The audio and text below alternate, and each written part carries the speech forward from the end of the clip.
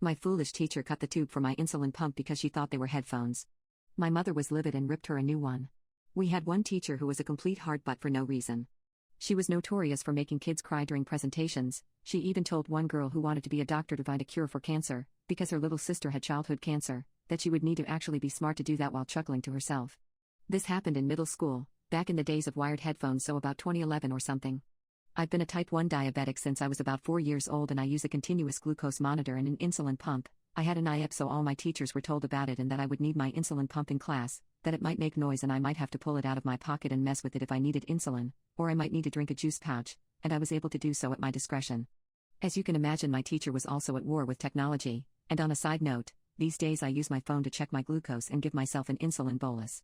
If you're unfamiliar with insulin pumps, I use a little tube that connects the pump with the insulin to my body, which needs the insulin. This teacher also liked to be weirdly obtuse about things. Instead of being like other teachers and simply saying something like, "No cell phones in class," put it on my desk, which would allow me to remind them it's an insulin pump.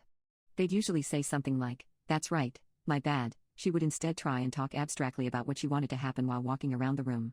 So this particular day she kept alluding to students listening to music in class, that you should be careful what you do because she can see it, that us kids think we're so sneaky but the adults know what we're up to.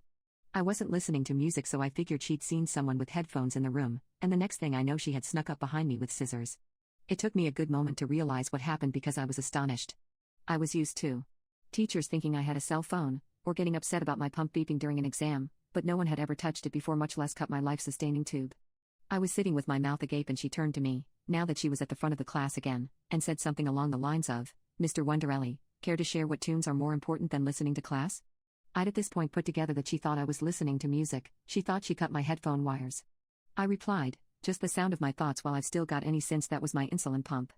Her jaw dropped to the floor and she panicked. She had to let me go to my locker to get my cell phone and call my mom to bring me a new infusion set. Then I just waited in the front office for my mom. She worked from home and drove like a bat out of HLL. She was so angry. I don't ever want to see her that angry again in my life. It took 10 years off of me. She asked me if I was okay and checked out the damage done. I could tell she was mad, not with me. She walked straight up to the receptionist and just asked where the teacher was, and they phoned the classroom and had my teacher come to the office. The principal also came out. My mom ripped her a new one, but she didn't yell, though I honestly think that made it more terrifying that she was very collected. I don't remember word for word, but basically, she said that removing my insulin pump was a violation of my IEP, not to mention that it is a medical device and an extension of my body which is keeping me alive, and that she would have the audacity to damage life-saving medical equipment was reckless and criminal, that type 1 diabetes is no joke and takes lives, that she should count herself lucky she didn't damage the pump itself, let her know how expensive they are and everything they had to do to get me one. The teacher apologized to me and all the teachers got some more disability accommodation training. Or something.